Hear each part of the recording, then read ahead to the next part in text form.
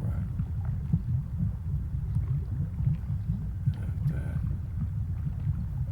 I don't want to read all day.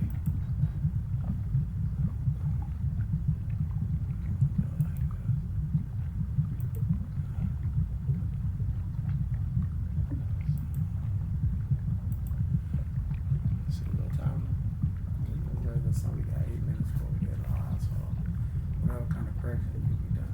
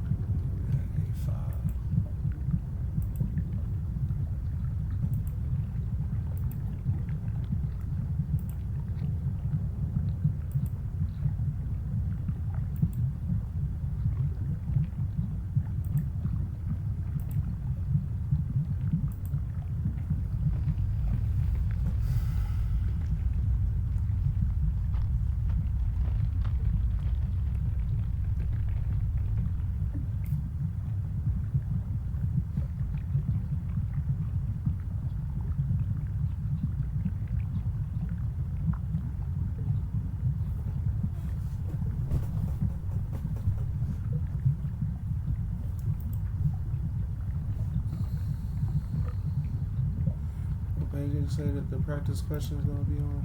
3. Huh? 3. 3?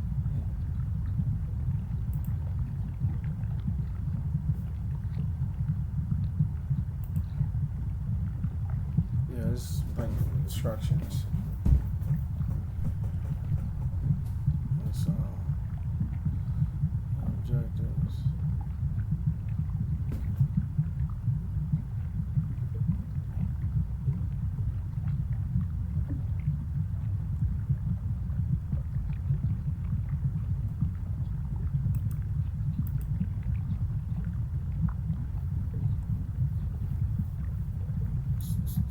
I'm bad at reading. No, it's going to be read out. Now, one thing we can do technically is go through this, but I feel like we can do that later. Like, you know, this is more about like questions and answers right now. I'm trying to respect the time. Yeah. You know what I mean? That's a lot of reading. Now, we could have the voice read it, but then I'd be like, oh my gosh. It's a lot. It's a lot. That right there look like 45 minutes, bare minimum. Here we are.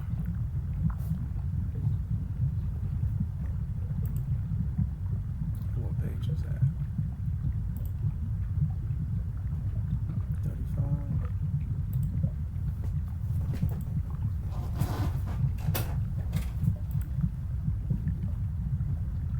You did tile work? Is that what? Yeah, I've done that. Y'all did the floor. The floor? Yeah. Sure. This floor. That's nice. I'm putting the work in. But shoot. You would too. Might as well, right? Alright.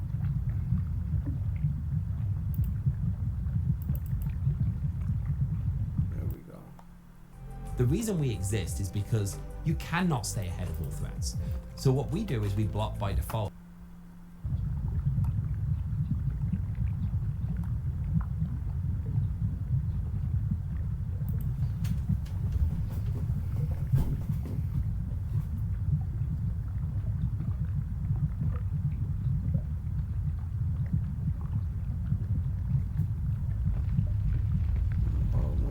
What's up? Does it give you the right answers, wrong answers?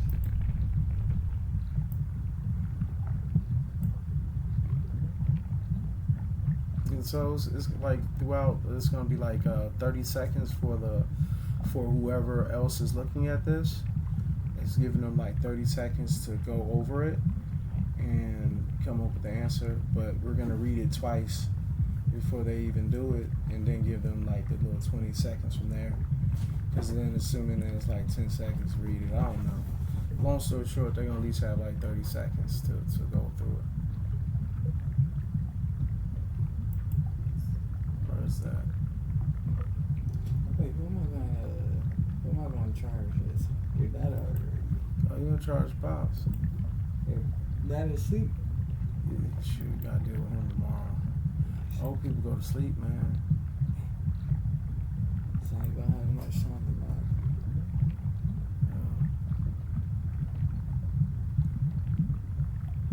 Y'all know I got a lot of stuff up, right? How much time I got? I still got 3 minutes and 24 seconds to get it right.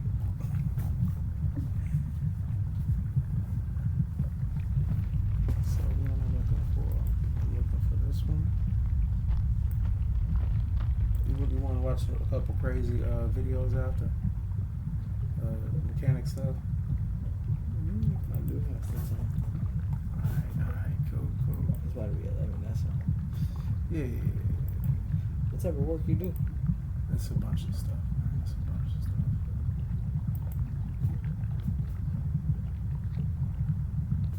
I wasn't expecting you to do that. I was expecting you to come up and show me the playlist from here.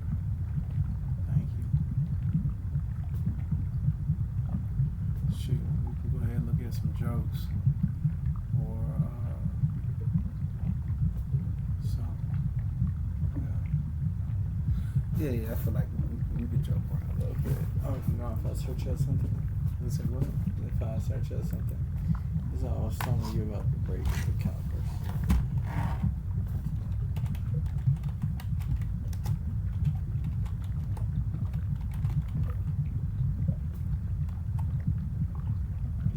Yeah, great job.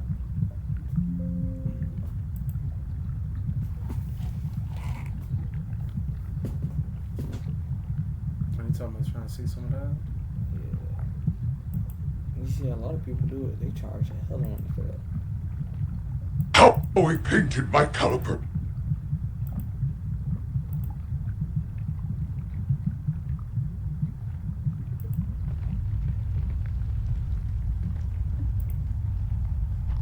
How much time is that?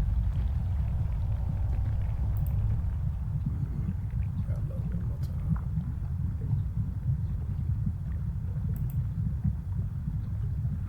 That's a $5. That's a Mustang.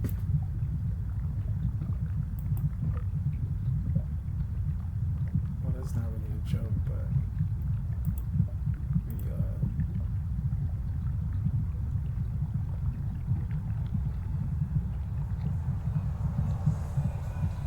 yeah, we gonna keep it there for right now. I'll switch it out later. No, okay, that's good enough. Cause they don't go feed into others, so. Alright.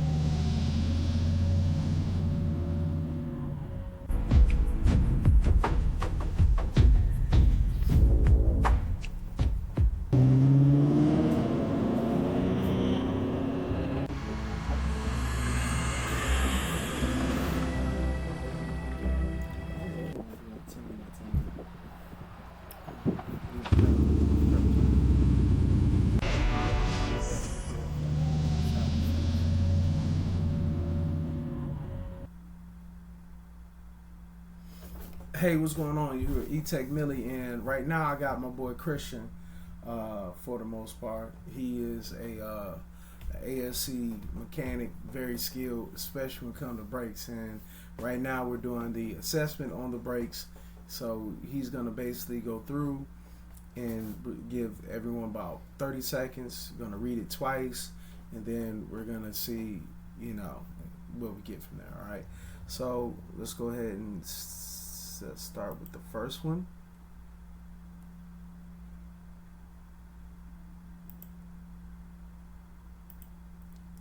All right.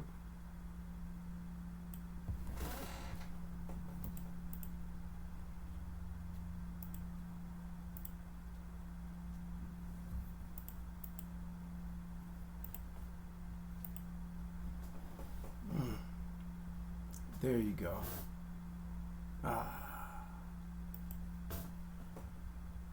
There's always something. Yeah, I'll go ahead and read it out. All right. So while discussing a vehicle with dragging brakes, Technician A says fluid may be leaking past the master cylinder cups. Technician B says the stoplight in cruise control switch may require adjusting. Who is right? Again, while discussing a vehicle with dragging brakes, Technician A says fluid may be leaking past the master cylinder cups.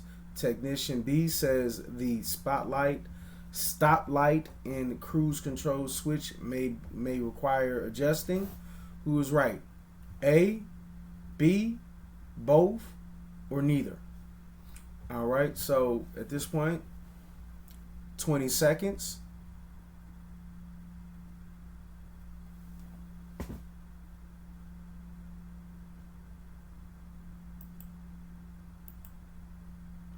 All right, Christian, what how you feel? Dragon, maybe Is it A, B, or both? A. Definitely Alright. not B. Definitely not B. All right, let's get to the next one. Oh, it almost did it right. The brake pedal is low and spongy. All the brake adjustments have been completed according to specifications. The cause of the problem could be binding pedal linkage, dented brake line, plugged compensating port, a weak hydraulic hose. Again, the brake pedal is low and spongy. All brake adjustments have been completed according to specifications.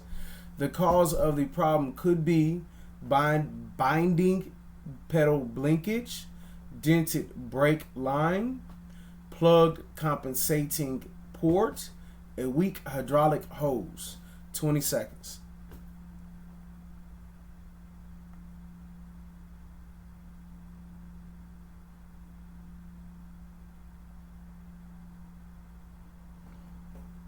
All right.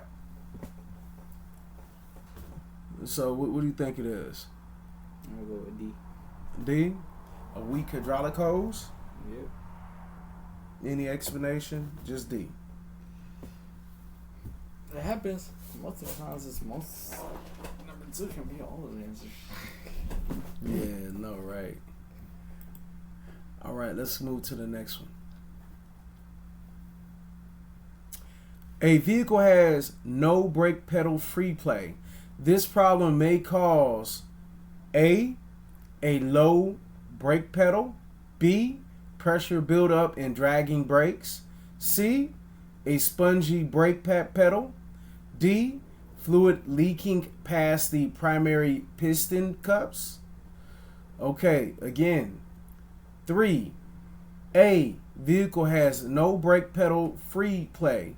This problem may cause A, low brake pedal, B, pressure build up and dragging brakes, C, a spongy brake pedal, or D, fluid leaking past the primary piston cups. 20 seconds. D. Don't say nothing. I know it's hard not to though, right? Nah, it's kind of they give you all the answers, but they want the exact answer. They give you all the possibilities. We want the one that's most likely though. All right. What do we think it is? D. You say D. Fluid leaking past the primary piston cups. All right. Number 4. With the engine running and the brake pedal applied and held with median foot pressure, the brake pedal slowly moves downward. Technician A says brake fluid may be leaking past the master cylinder piston cups. Technician B says brake fluid may be leaking from a brake hose at one of the front wheels. Who is right? Again, with the engine running and the brake pedal applied and held with median foot pressure, the brake pedal slowly moves downward. Technician A says brake fluid may be leaking past the master cylinder piston cups. Technician B says brake fluid may be leaking from a brake hose at one of the front wheels. Who is right? A, B, both, or none? 20 seconds.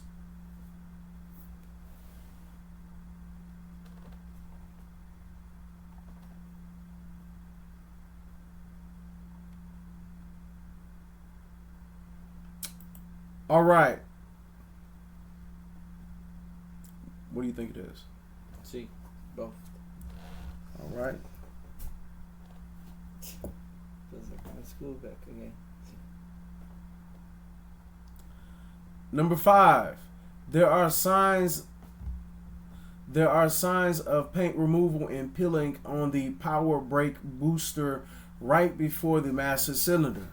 The cause of this could be A leaking secondary cup on the primary piston. B, a defective diaphragm in the brake booster. C, a leaking secondary cup on the secondary piston.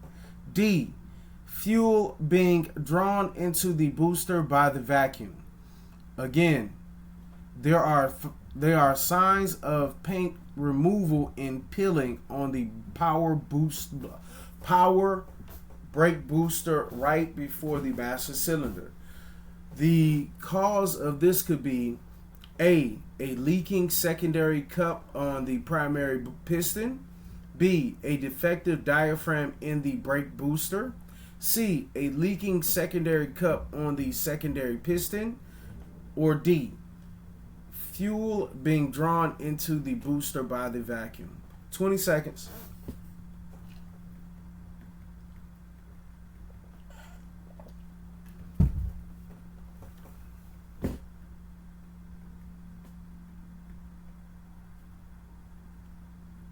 All right.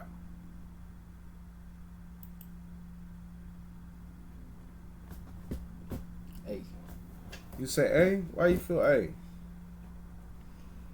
mean, the master cylinder, it does have a little pump on it. Sometimes it does end up leaking. I'm not too sure. Secondary cup on a primary piston. I will understand it 10 times better if it was in Spanish. I hear you. I know when it comes down to it, a defective diaphragm in the brake booster. That's what I'm thinking. But so you say A? Yep. So okay, I'm gonna put A, B. What's the diaphragm? Isn't it the thing that goes like the where the brake booster is? The booster is a booster in the master cylinder, and it's a little piston in there. Yeah, the diaphragm. I'm thinking like diaphragm is. No, it's that little piston in that master cylinder. Sometimes it's still around that. Starts to go out or starts to lose its pressure, and it starts leaking brake fluid. I got you. And brake fluid will pull off paint. Let me say A then. All right, number 6.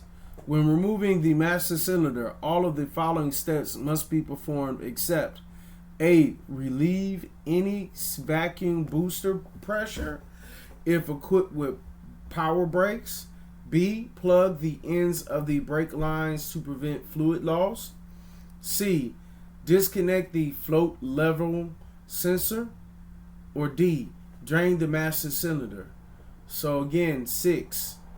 When removing the master cylinder, all of the following steps must be performed except A, relieve any vacuum boost pressure if equipped with power brakes. B, plug the ends of the brake lines to prevent fluid loss. C, disconnect the flat level sensor. Or D, drain the master cylinder. 20 seconds.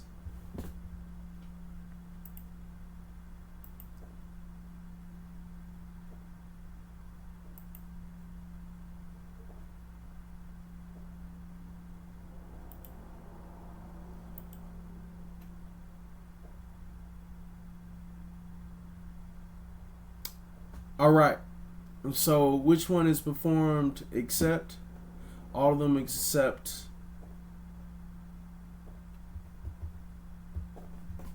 It's confusing. I feel like it wouldn't be draining the master cylinder because I feel like you gotta drain the master cylinder if you're gonna remove it. The sensor too. You say what? The sensor that goes on the bottom or the top of that.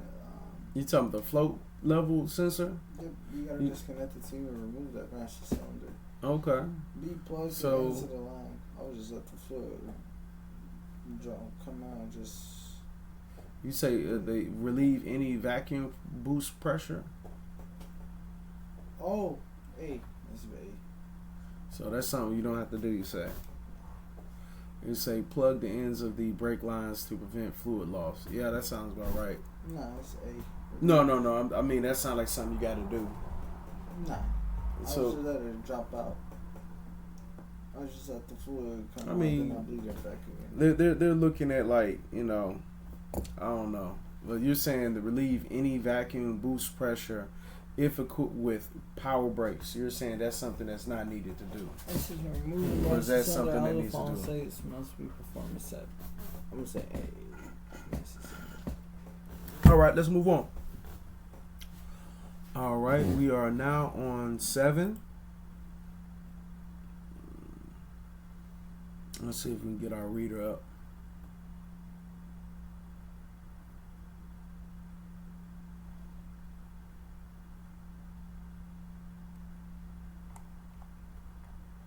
All right, let's go ahead and talk about 7.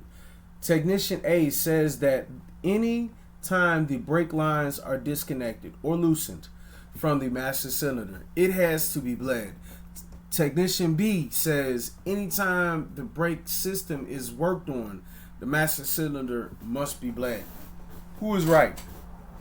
Again, Tech A says that anytime the brake lines are disconnected or loosened from the master cylinder, it has to be bled. Tech B says anytime the brake system is worked on, the master cylinder must be bled.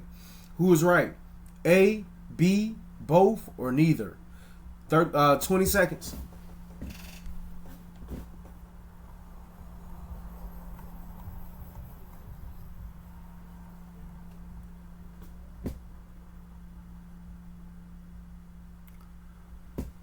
All right. I think it's A. I don't think it's B. What do you think? I think the only thing that matters is if you're dealing with the master cylinder itself. All the other stuff, you can work on some stuff without having to do it. So you're going A too, okay? A. Oh, I already marked A. All right, my bad. All right, go ahead, read.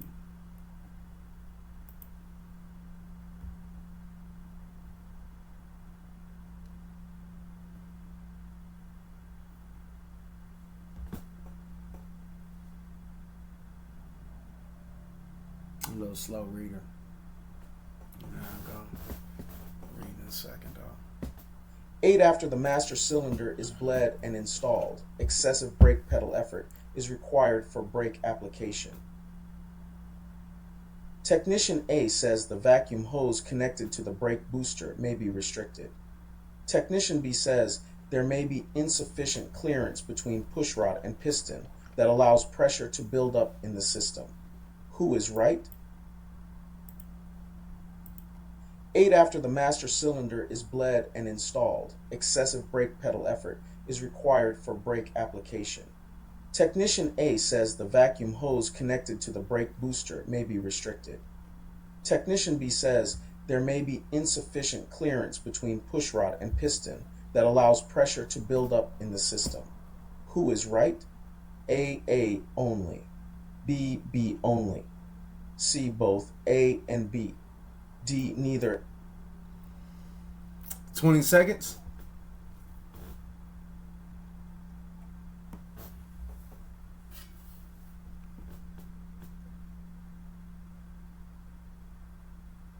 All right. Which one you think? B. B? All right.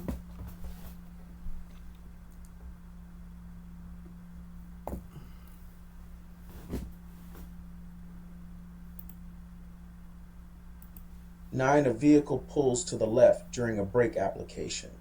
The cause of the problem could be A, the right front brake linings are contaminated with grease. B, the piston is seized in the right front brake caliper. C, the master cylinder pistons are swollen from contaminated fluid. D, the secondary compensating port is plugged in the master cylinder. 9, a vehicle pulls to the left during a brake application. The cause of the problem could be A, the right front brake linings are contaminated with grease. B, the piston is seized in the right front brake caliper. C, the master cylinder pistons are swollen from contaminated fluid. D, the secondary compensating port is plugged in the master cylinder. 20 seconds.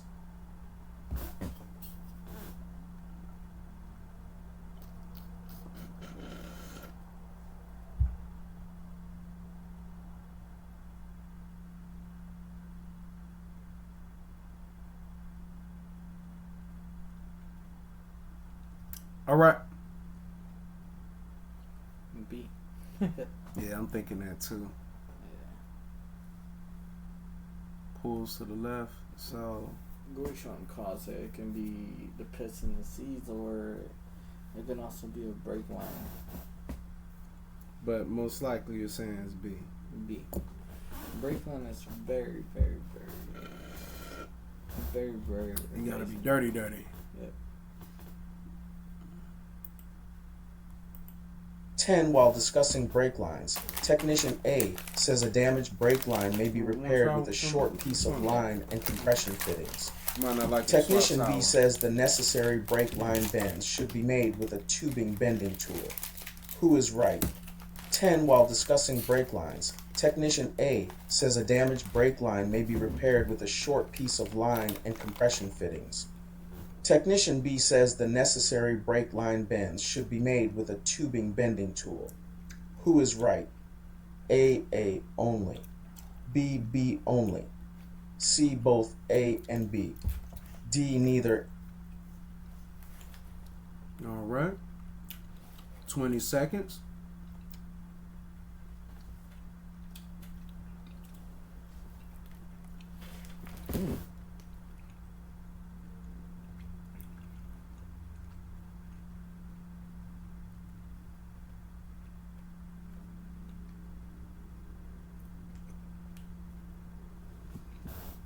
All right. What do you think? Neither. You say neither? Yeah.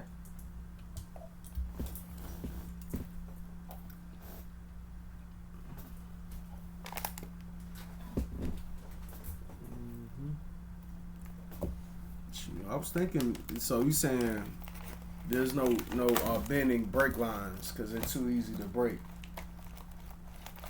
Was that the reason why you say that? With the brake lines?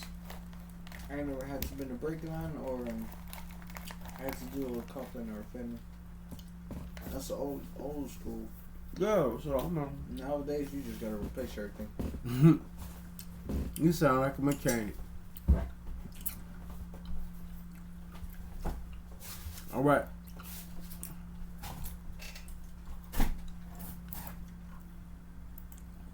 While discussing brake hose replacement, technician A says the sealing washer on the male end of a brake hose shown in the illustration may be reused.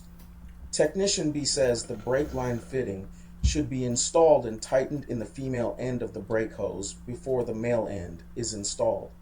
Who is right? 11. While discussing brake hose replacement, Technician A says the sealing washer on the male end of a brake hose shown in the illustration may be reused. Technician B says the brake line fitting should be installed and tightened in the female end of the brake hose before the male end is installed. Who is right? A only. B only. C both A and B. D neither. What's females ending? Well, female end is, you know how that's, it's like the input, where, I mean, it's the one that takes the input. Oh, you think is what? Oh, my bad, hold on. Yeah, 20 seconds.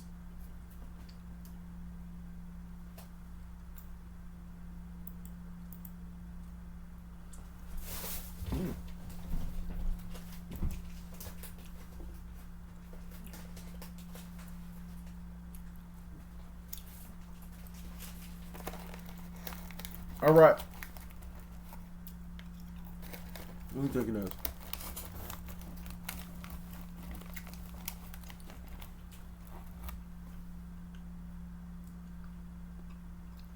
This is while discussing brake hose replacement. Technician A says the cylinder washer on the male end of the brake hose shown in the illustration may be reused. We never using washers again. Yeah, you're not supposed to reuse washers. Technician B says the brake line fitting should be installed and tightened in the female end of the brake hose before the male end is installed. What is the male end? Oh, The bolt. but it never says nothing about the washers. I'm just say B. It does. It really does make sense. To me, it all makes sense. All right, let's go ahead and do it. All right, we at 12. 12 brake systems contain all of the following components except A. Double wall copper tubing, B. High pressure rubber tubing, C. Double wall steel tubing, D. Flare nuts. 12 brake systems contain all of the following components except A. Double wall copper tubing, B. High pressure rubber tubing, C. Double wall steel tubing, D. Flare nuts. All right.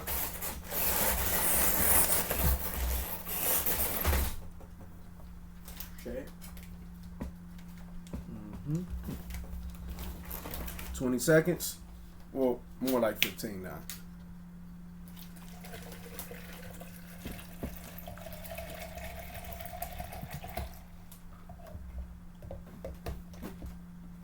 All right. What we got? What are flare nuts? Oh, the flare out. You know how you gotta make the flares? Let me look up what's a flare nut. It's like with the end of the pipe, it presses out and you flare it out, and Oh, there's no. a nut I that didn't need covers. I don't even need it. We say that's not needed. All right. Well, no. We got the high pressure rubber tubing, the double wall steel tubing, the double wall copper tubing, or the flare nuts. You say the flare nuts is not needed. No, wait. The brake system does contain flare nuts. Mm-hmm. Double wall steel tubing. I don't know which that is. I don't know. We're gonna go with C. I know flare nuts is somewhere around. They're all over. Mm-hmm. All right. Go ahead and start reading 13. 13. While discussing brake fluids, Technician A says silicone-based brake fluids are hygroscopic. Technician B says DOT3 and DOT4 brake fluids tend to absorb moisture. Who is right? 13. While discussing brake fluids, Technician A says silicone-based brake fluids are hygroscopic. Technician B says DOT3 and DOT4 brake fluids tend to absorb moisture. Who is right? A only. B, B only. C, both A and B. D, neither A nor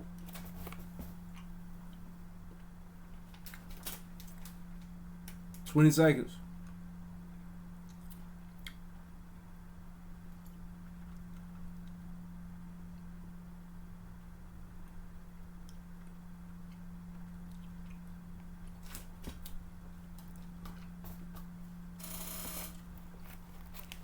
All right. I know B is right, but I'm not too sure about the technician saying. I never heard about being Hunter's cover. I'm gonna go with B, but I never heard about nothing about A. We're gonna go with B, Yep. and then we're gonna put like a little baby C. I mean, you 75% in on 25%. All right, move on. 14, go ahead. 14. A metering valve delays pressure to which set of brakes under which braking condition? A. The rear brakes under light braking. B. The rear brakes under heavy braking. C. The front brakes under light braking. D. The front brakes under heavy braking. 14. A metering valve delays pressure to which set of brakes under which braking condition? A. The rear brakes under light braking. B. The rear brakes under heavy braking. C. The front brakes under light braking. D. The front brakes under heavy braking. All right, 20 seconds. Meter and valve. I never heard about that one.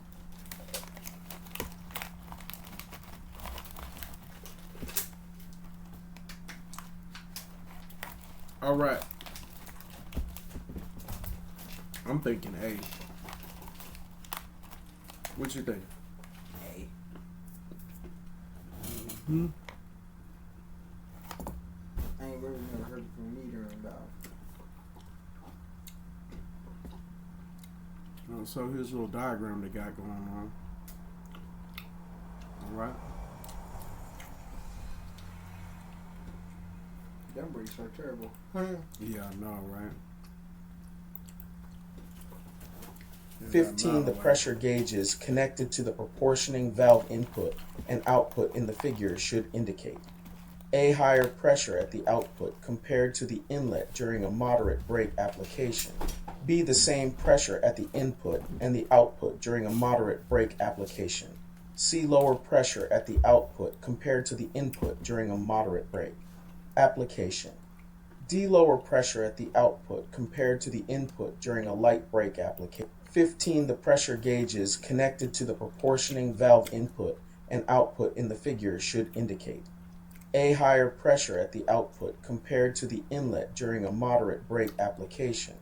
B. The same pressure at the input and the output during a moderate brake application.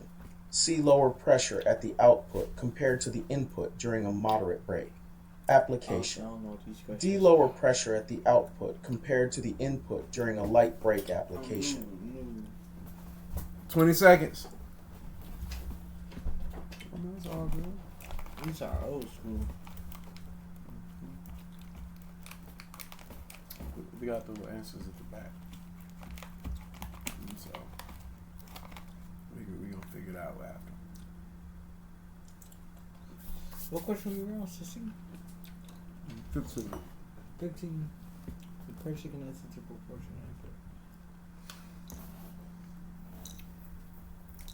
All right. I'm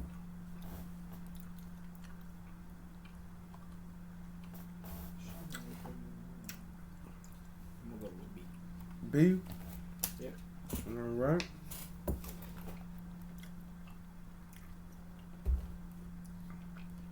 Go ahead. Read 16. 16. While discussing a load sensing proportioning valve, technician A says this valve reduces brake pressure to the rear wheels as the rear suspension load increases. Technician B says this valve has linkage connected from the valve to the rear chassis. Sis. Who is right? 16. While discussing a load sensing proportioning valve, technician A says this valve reduces brake pressure to the rear wheels as the rear suspension load increases. Technician B says this valve has linkage connected from the valve to the rear chassis. Sis, who is right? A only. B only. C both A and BD, neither A nor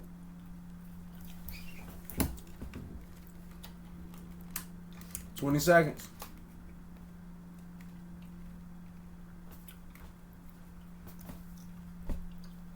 It's just teen, right? Yeah.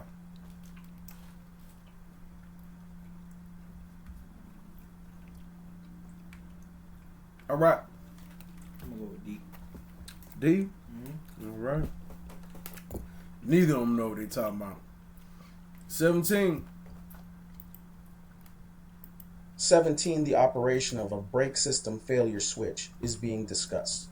Technician A says the light comes on when there is a pressure difference on one side of the switch. Technician B says the light comes on when pressure is the same on both sides of the switch. Who is right? 17. The operation of a brake system failure switch is being discussed. Technician A says the light comes on when there is a pressure difference on one side of the switch.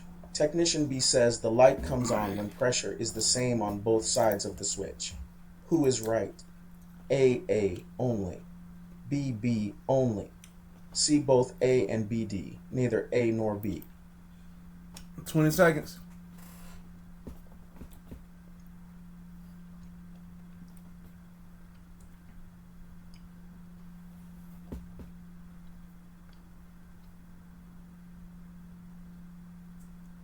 Man, 17 is kind of weird. This is like old school. I gotta think old school. All right. I'm gonna go with C. I'll live with that. I'll die with it. All right. 18. Go ahead, read. 18. To test the brake warning light circuit. A. Drain the master cylinder, start the engine, and watch for the warning light to illuminate. B. Disconnect the switch, start the engine, and apply moderate brake pressure. C. Replace the switch because it may be faulty. D. Ground the warning switch wire with the ignition on. 18. To test the brake warning light circuit. A. Drain the master cylinder, start the engine, and watch for the warning light to illuminate. B. Disconnect the switch, start the engine, and apply moderate brake pressure. C. Replace the switch because it may be faulty. D. Ground the warning switch wire with the ignition on. 20 seconds.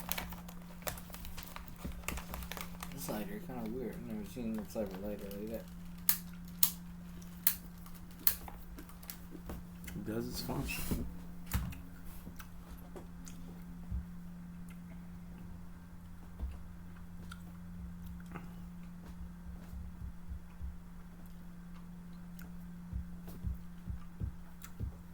All right.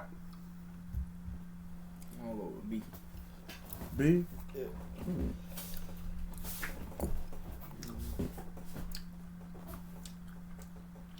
Let's say B or D, huh? All right, we'll go with B.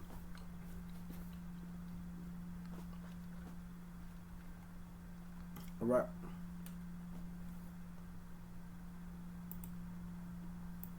"19. While discussing pressure brake bleeding, Technician A says the metering valve should be closed. Technician B says the pressure bleeder has an air chamber below the fluid chamber and a diaphragm that separates the fluid and air chambers. Who is right?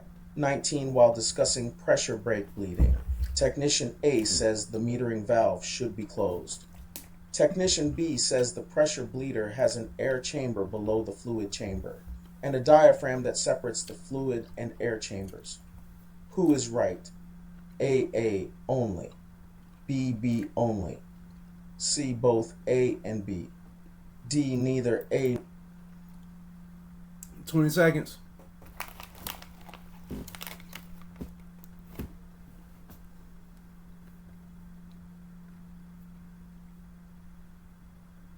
I'm not too sure about that one.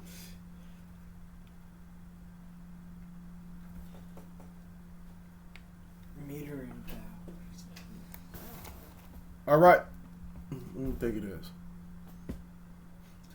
Anderson and Meteor.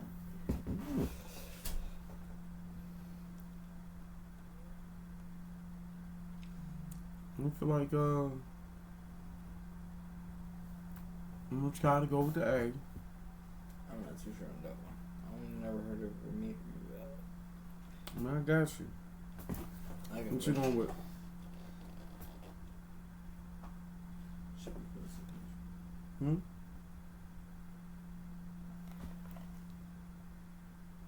Hey. All right. You gonna go A2? Yep. All right. Let's go ahead and do 20. All right. 20. All of these statements about vacuum brake bleeding are true except A. The vacuum pump handle should be operated 10 to 15 times before the bleeder screw is open. B. The vacuum pump creates a vacuum in the pump reservoir. C. The bleeder screw should be opened until there is approximately 1 in of brake fluid in the reservoir.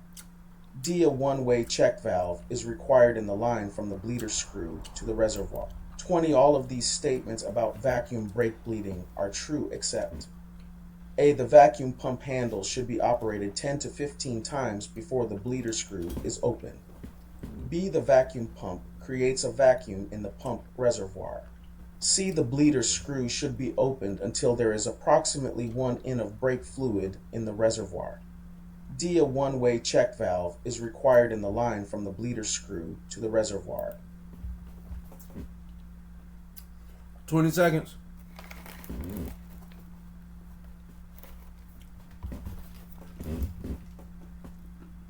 Sonic.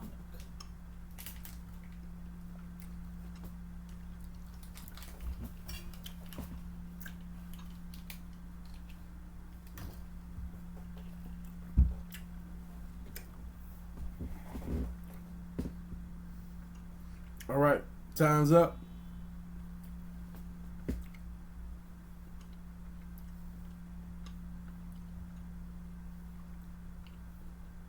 What do you think?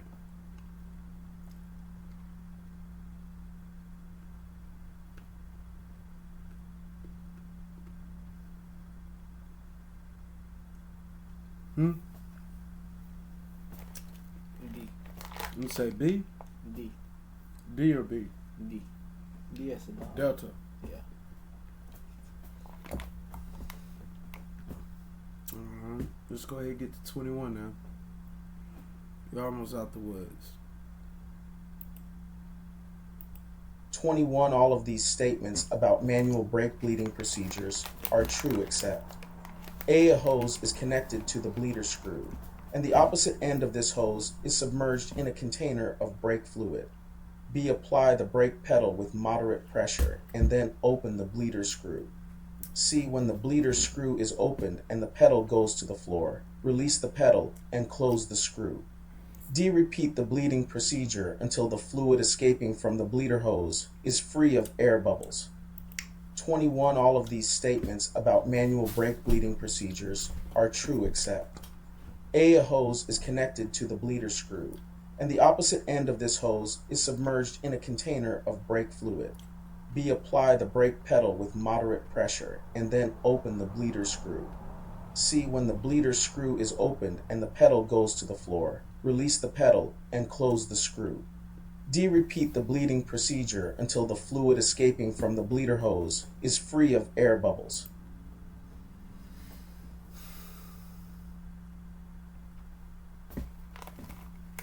I've never really dealt with the manual. I'll hold on. I'm thinking about transmission. It don't matter what the transmission is when you talk about brakes.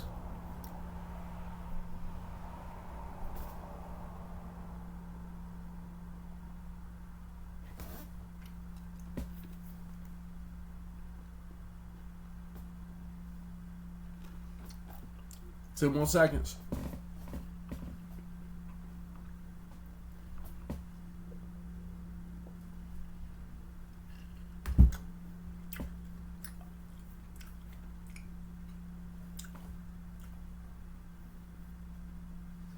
All right.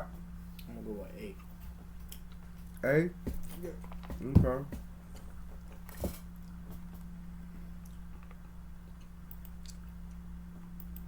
22 during a surge bleeding procedure. A. The end of the bleeder hose must be kept above the level of the fluid in the container. B. Pump the pedal quickly several times with the bleeder screw closed. C. Pump the pedal quickly several times while opening the bleeder screw. D. Decrease the pressure bleeder chamber pressure to 10 psi. 22 during a surge bleeding procedure. A. The end of the bleeder hose must be kept above the level of the fluid in the container. B. Pump the pedal quickly several times with the bleeder screw closed. C. Pump the pedal quickly several times while opening the bleeder screw. D. Decrease the pressure bleeder chamber pressure to 10 psi. 23 when pressure testing a high 20 seconds.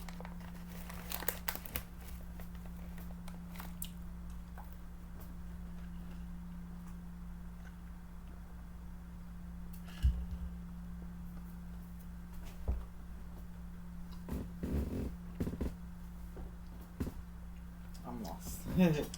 You answered that one. All right, number 22.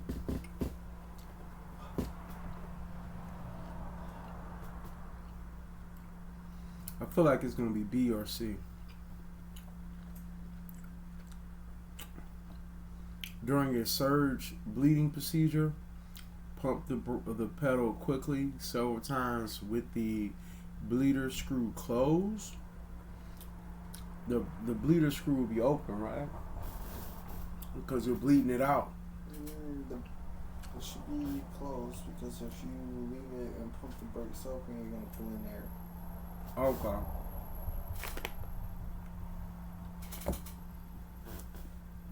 '23. 23 when pressure testing a hydraulic brake system equipped with a metering valve and proportioning valves. A. During moderate brake application, the pressure at the master cylinder should exceed the pressure at the front wheel calipers. B. Below the split point pressure, the pressure at the master cylinder should exceed the pressure at the rear wheel cylinders. C. During a moderate brake application, the pressure should be equal at the front and rear wheels. D. Above the split point pressure, the pressure at the master cylinder outlet should exceed the pressure at the rear wheel cylinder. 23 when pressure testing a hydraulic brake system equipped with a metering valve and proportioning valves. A. During moderate brake application, the pressure at the master cylinder should exceed the pressure at the front wheel calipers. B. Below the split point pressure, the pressure at the master cylinder should exceed the pressure at the rear wheel cylinders. C. During a moderate brake application, the pressure should be equal at the front and rear wheels. D. Above the split point pressure, the pressure at the master cylinder outlet should exceed the pressure at the rear wheel cylinders. Not sure about that one. All right. 20 seconds.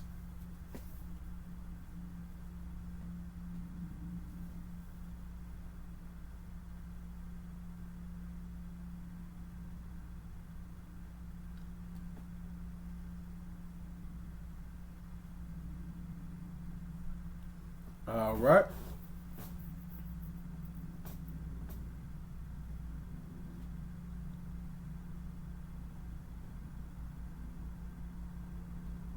What do you think it is? I'm not too sure about that one. Those will be one of the ones you come back to, huh? Yeah. Honestly, that's mostly like 05s, 08 models. We're going to go with C. Let's not read too deep into it. 24 a vehicle experiences poor stopping and the pedal feels springy and spongy during brake application. Technician A says the vents in the master cylinder cover may be plugged. Technician B says there may be air in the hydraulic system. Who is right? A. 24 a vehicle experiences poor stopping and the pedal feels springy and spongy during brake application. Technician A says the vents in the master cylinder cover may be plugged. Technician B says there may be air in the hydraulic system. Who is right? A only. B only. That's pretty C both A and B. D neither A. 20 seconds.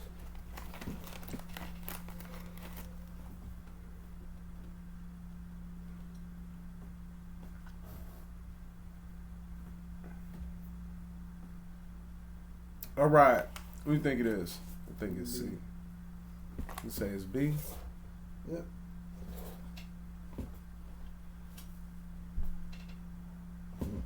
So, the vents in the master cylinder cover may be plugged. Okay. It can be that. But not really. Most of the times it's really All right, we'll go with B. gonna be on bleed property. All right, last one. 25. A vehicle experiences brake squeal during brake application. Technician A says the drums may be distorted. Technician B says the backing plates may be bent. Who is right? A. 25. A vehicle experiences brake squeal during brake application. Technician A says the drums may be distorted. Technician B says the backing plates may be bent. Who is right? A only. B only. C both A and B. D neither. 20 seconds. That's a custom keyboard. Hmm? I like the lights on. Oh, no, it's just lights.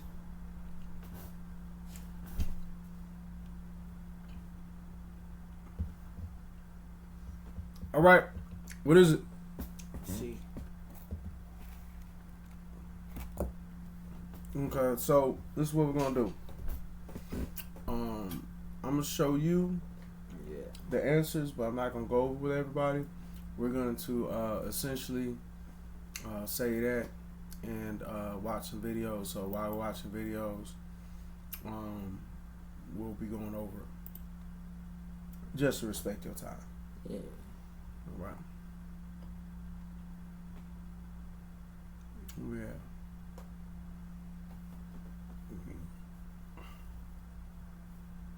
Yeah, this, it don't take long for these. Yeah, I just bung out, y'all. I need somebody to come pick me up. The whole shit. I don't even think there's no saving this drum, bro. I just went over the whole tractor trailer. I don't even know how the fuck I'm still alive, bro. I don't know how the fuck I'm alive. Bro.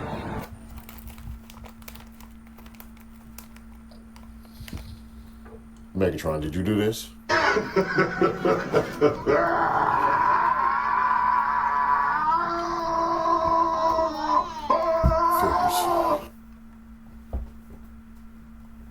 I'm your brake caliper. You abuse me and still expect control.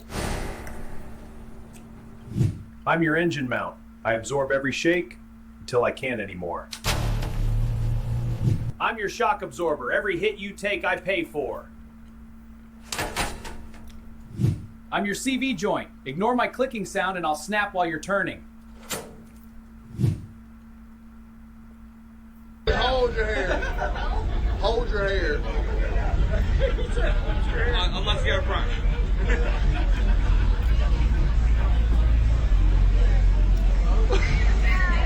That one stride over here.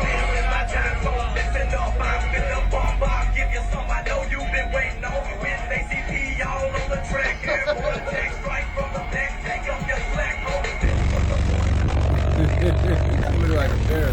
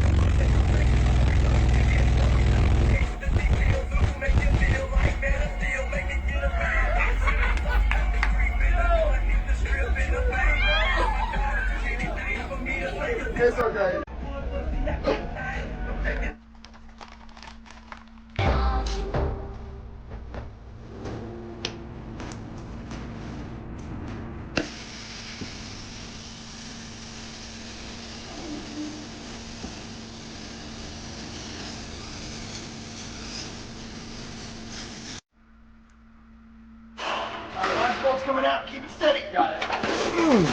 Oh, wow.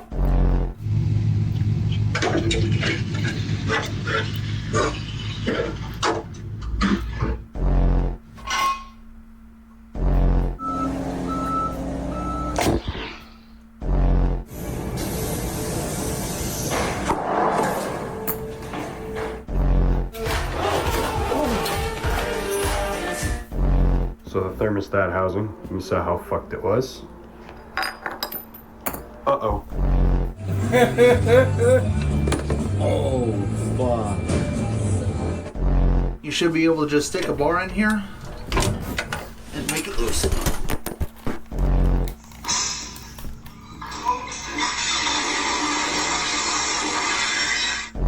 I don't care, and I'm about to.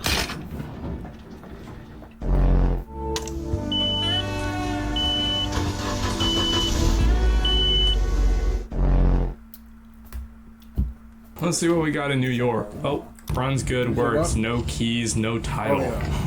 So I've been needing a new car, and I'm gonna visit some of the nicest places in the US to try to find one off of Facebook Marketplace. Starting off with Detroit, Michigan. It takes less tools than that, but she don't give it that up that it needs, you know. 200 firm on the price. That is not bad for some transportation. I don't think I'm getting very far with this bad boy. Wait, dude, that's actually sick. 300,000 miles. Holy sh. Okay, what the is going on in Detroit? What'd they do to the mail carrier? Perfect for a project vehicle. I don't know, man. I mess with the 1 Series, dude. I think they look a little funny, but these things are quick. Holy sh. What kind of golf courses do they have in Detroit? And it's got an off-road light too. That's crazy. Is that a winch? Dude, this thing is sick. Need something kind of cheap because I'm not trying to spend too much money. What the fuck? Oh, it's just a Detroit cleaner. Okay. Man, you know what? Michigan sucks. We're going to Baltimore. Damn, that thing looks cool. What? Yo, that is a lot of space on the trailer. Dang, that is a long truck. That thing's cool, dude. I like this. Damn, this place sucks too. Okay, let's go somewhere else. Yeah. They couldn't just take the off of that car to take the pictures. That's crazy. Why do they have this shit in Oakland? This guy details boats. Wait, what? We just got the back of the truck. Hey, for 1,500 bucks, I'd want the whole truck, not just the bed. That's crazy. Is that a 2-stroke with a CVT transmission and with a f***ing cooler? That is crazy. 45 miles an hour on a f***ing cooler? No. If anyone wants a 45 mile an hour cooler, let them know. Yeah. That shit was confusing. So I tell you this is crazy, right? Because technically speaking, with how the ASC work is it's like 55% or 58% you got to get right.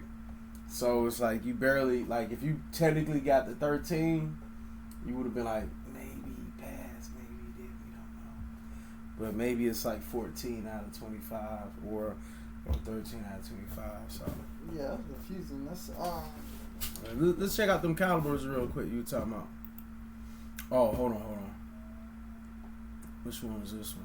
A brand new Mazda CX-90 dead in the shop for 5 months with a failed transmission. A $100,000 Cadillac Escalade on a flatbed at just 20,000 miles. BMW forcing you to navigate touchscreens just to change drive modes. And Toyota, yes, Toyota, now charging monthly subscriptions for features that used to be standard. If you think modern cars are getting better, you're dead wrong. Let's get straight into the evidence, because what's happening in the automotive industry right now is nothing short of a systematic failure across every manufacturer and price point.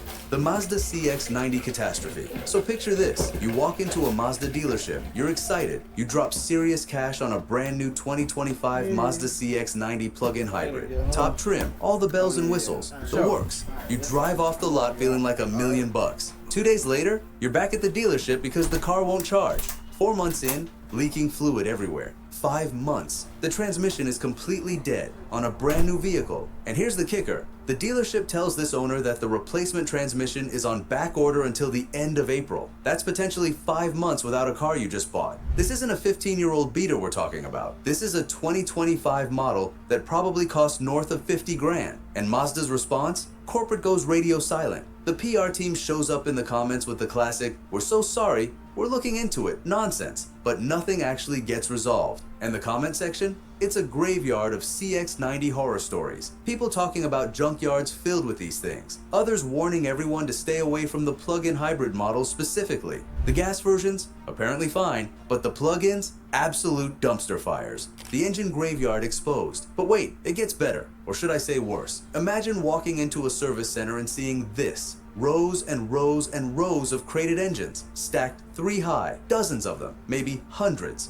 All failed engines waiting to be sent back to the manufacturer. And what brand do you think these are? Take a guess. Hyundai. Of course it's Hyundai. And Kia. The same manufacturers that have been dealing with engine failure lawsuits for years are still pumping out motors that grenade themselves. But it's not just them. We've got a Nissan Rogue with a blown motor at just over 20,000 miles. 20,000! That's barely broken in. That's like 2 years of normal driving for most people. And then there's the Chevys. Don't even get me started on the Chevys. New Silverados and Tahoes getting towed away left and right. And when your trusty backup vehicle is a Jeep, you know you've made some questionable life choices. The luxury vehicle illusion. Here's where the real cognitive dissonance hits. Most people still believe that paying more means getting better. That might be true for phones, appliances, or clothes, but not in today's automotive world. Take the $180,000 Cadillac Escalade, GM's flagship, the pinnacle of American luxury. Hand-stitched leather, giant screens, every feature imaginable, and yet there it is, riding on the back of a flatbed. Because underneath all that luxury,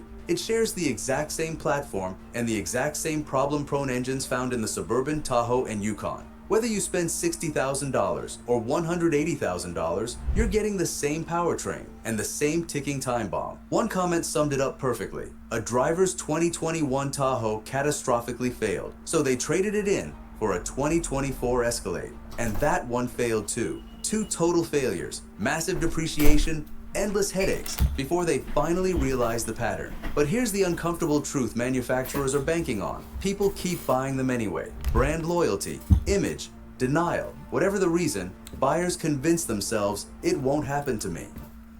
Man, I'll tell you like this, man. If you smart, you would never buy a new car or a car over $30,000. Anything over $30,000, you're doing too much. And every repeat purchase sends automakers a message. We'll accept this. We'll keep paying. We won't hold you accountable. The subscription model nightmare. Now we need to talk about one of the most quietly dangerous trends in the modern auto industry. Subscriptions for basic features. And this isn't coming from luxury brands. It's coming from Toyota, a company built on reliability, value, and long-term ownership. Today, the only thing... Yeah, we gotta move on from that. $100,000 vehicles, they trap. More expensive than buying a supercar is fixing one. Here comes the money. Here we go. Let's take a look at some supercar fails and find out what went wrong. Let's see that first clip. Today we have a Lamborghini Huracan that came in with a noise concern that we found out to be the wheel bearing. This was a very tedious job because we had to be careful with the carbon ceramic rotor.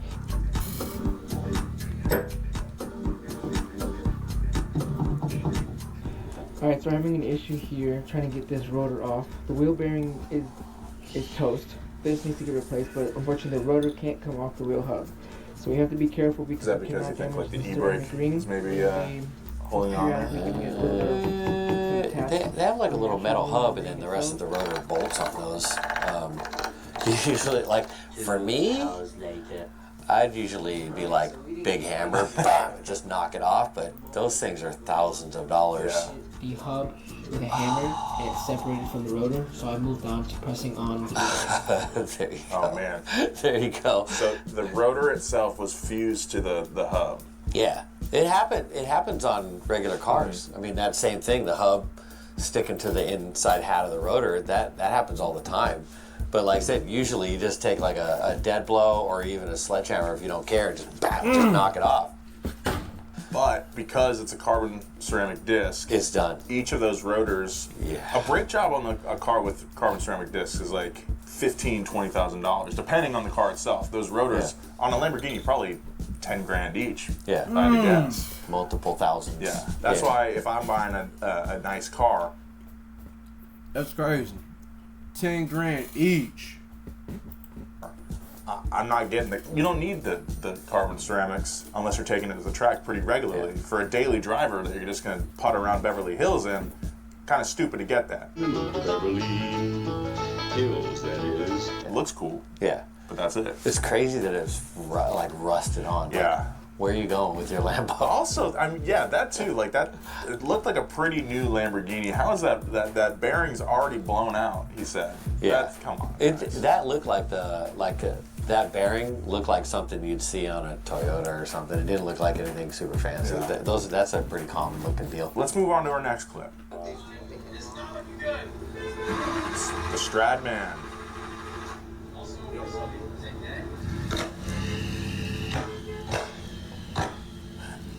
You don't want your $3 million car to sound like that. Or I know people pay a lot of money to have their cars sound like that. That's so true. I hear them all the time. Dang. Bad day for the Stradman out there. I love those Koenigsegg's, but man, they've been having some drama lately. Koenigsegg. There's another supercar owner, hypercar owner, who went kind of viral talking trash about the brand. No, I genuinely think the people over at Koenigsegg are good people and they care about their customers, but at the end of the day, they just do not build a good quality car. I think, as they scale up, they're having some drama. I don't even know what a misfire would mean on a Koenigsegg. They have so many wild ass engine designs. Yeah. Like you're like, well, we only fire these cylinders on odd cycles or something. Yeah. It's like, well, maybe they just counted it wrong and maybe they put the wires in the wrong places. I'm not sure if it's this car, but some of those Koenigsegg's, they have an engine that doesn't use camshafts, right? It's like actuated valves. Yeah. So like, how would you even fix that? You know? You just ship it back to Europe. Yeah, I guess so. But I definitely heard that noise. Plenty of BMWs driving by the house that are like that. Maybe we got the BMW package. Got the burble tune. Yeah, the burble tune. Yeah. A tune-up on a Koenigsegg. How much do you think that'd run you? I mean, that's like a multi-million-dollar car. And they're probably not making their own spark plugs, but I see spark plugs on modern cars that are $30-$40 a piece just for the plugs. Mm-hmm. If it's popping like that, I mean, that could be a lot of things. Yeah. Could be a lot. Oh. We put the tires on. I watched you guys drive up. Let's see our next clip. Arthur, ton d'avance un peu, voilà. Oh, no. Oh, is that an F40? Oh, no. That really sucks. But can we just roll back a little bit and the hose situation?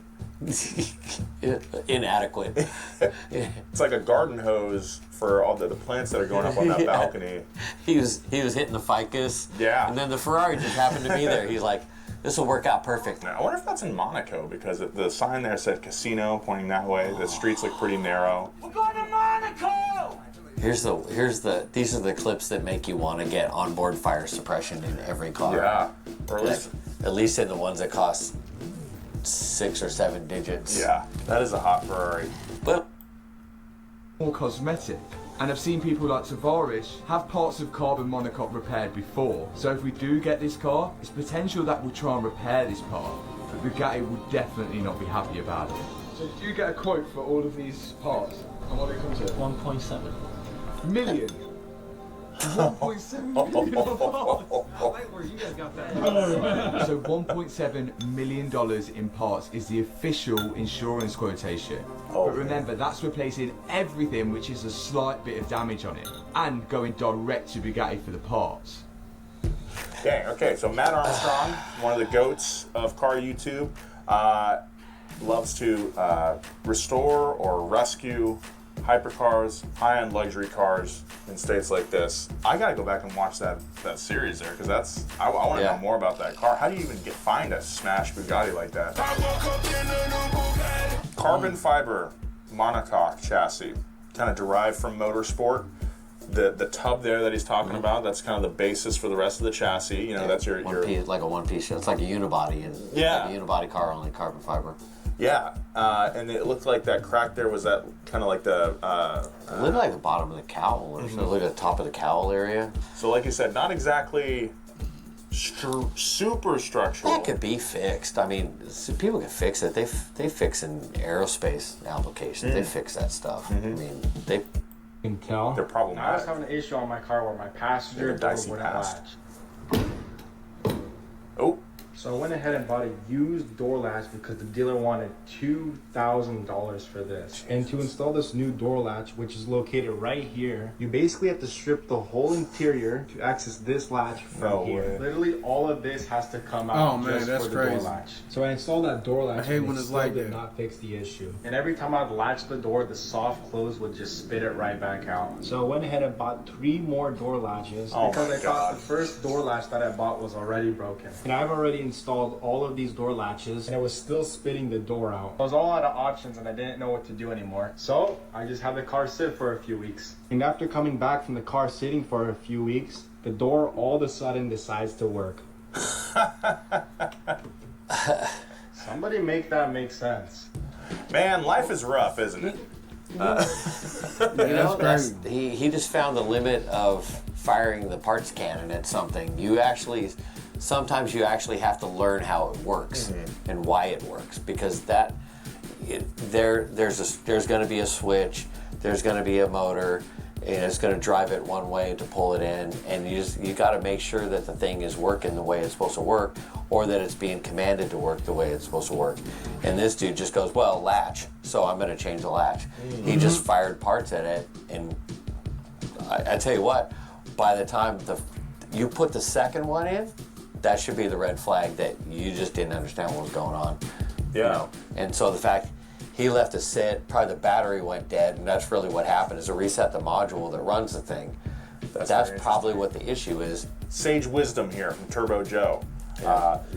Understand the systems you're working with. So many times I've just been like, I've been in the same situation. Just throw a new one on there without realizing what it is I'm actually doing, you know? I'll fire a cheap part at something.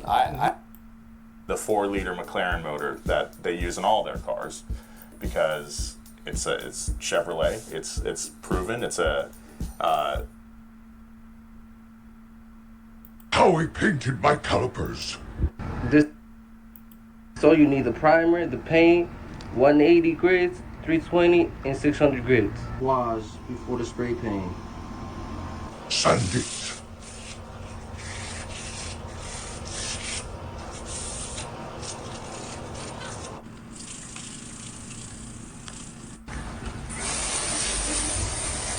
After you finish washing it, you're gonna get some rubbing alcohol and wipe it all down.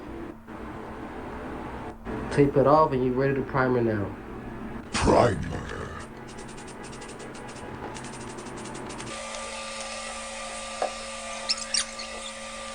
This is what it looks like after 3 light coats and 3 heavy coats. Color.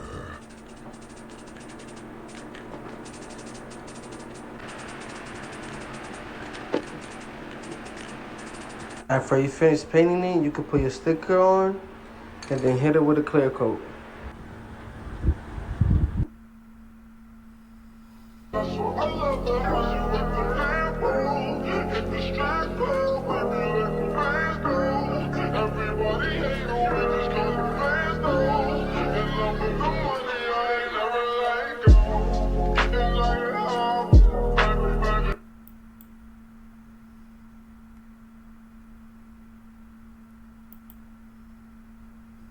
All right, so I feel like that concludes what we got going on for the day. So let's go ahead and make way, make haste, and I'll catch you on the next tune.